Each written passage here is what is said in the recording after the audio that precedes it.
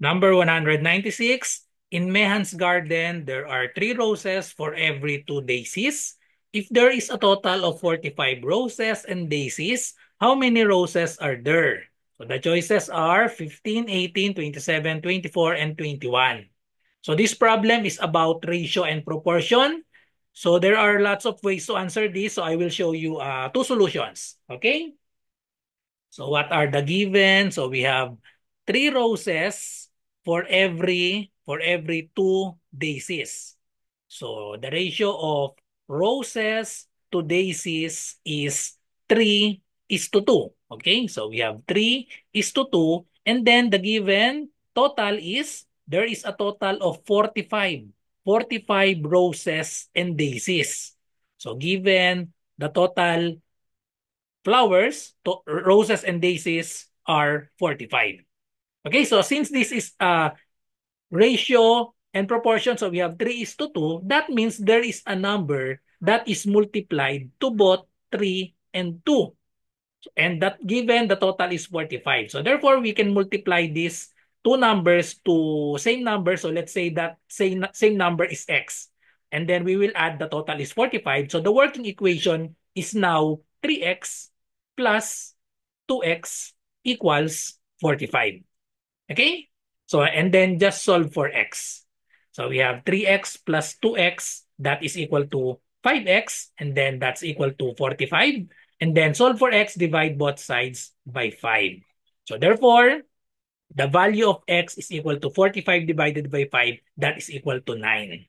So we are looking for the number of roses. How many roses are there? So the ratio of roses to daisies is 3:2. So therefore, the number of roses is 3 times this x. Okay? So the number of roses, 3x, is equal to 3 times 9. So 3 times 9, that is equal to 27.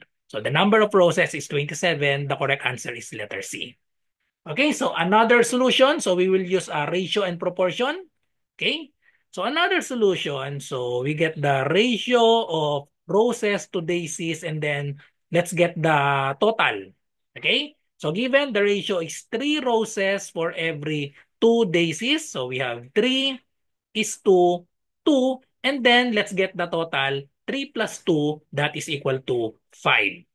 So the total is given if there is a total of 45 roses and daisies. So let's write 45 in this column T for total. So we have 45, and then we are looking for the number of roses. How many roses?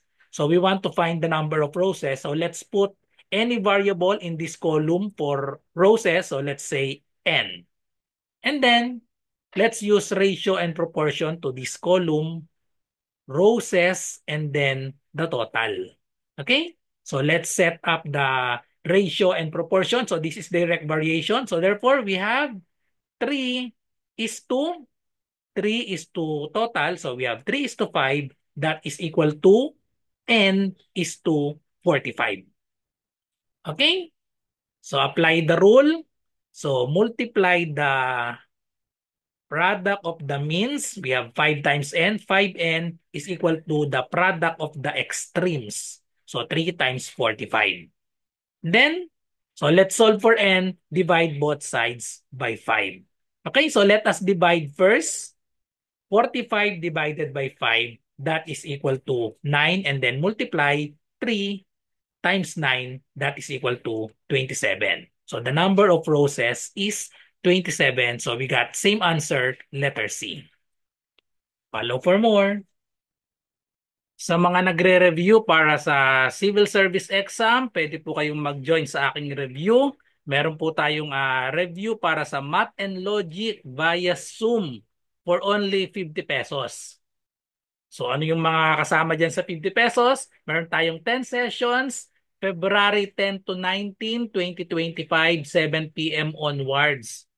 So more or less mga 2 hours po yung bawat session natin. 10 sessions po yan, 10 to 19, 7 p.m.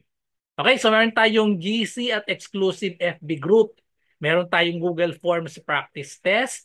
Sessions are recorded para kapag hindi kayo naka-attend, mapapanood nyo pa, i-upload ko po yan sa exclusive FB group natin. Okay, so ang session natin, math and logic lang, but we'll share reviewer on other subjects.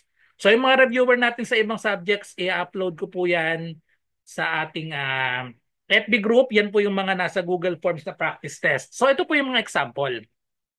Ito po yung mga example na Google Forms natin sa ibang subject. So verbal ability, medyo marami na. May 13 na ako dyan. Numerical reasoning, Gen Info, Filipino, and then madadagdagan pa po yan.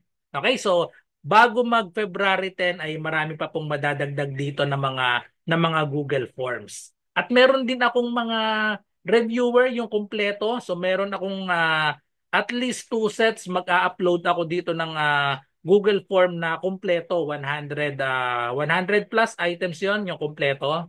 Okay, so ano pang inaantay nyo? I-DM nyo na po ako sa aking Messenger RJ Enseñado.